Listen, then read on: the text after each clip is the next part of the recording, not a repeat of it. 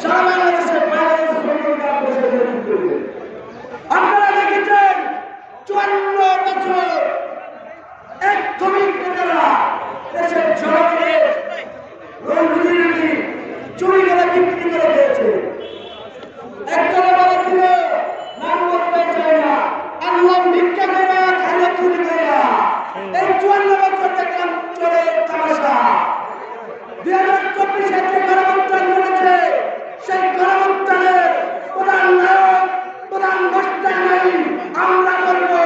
সারা বাংলাদেশে যে নেতৃত্ব দিয়েছিলেন ওই কারাগারে বসে বাংলাদেশ গণ অধিকার পরিষদের সংগ্রামের সভাপতি আগামী দেশ জনাব আব্দুল হাকিম ভাই ঘোষণা দিয়েছে, ভাইয়েরা আপনাদের রক্তের অনেক দাম।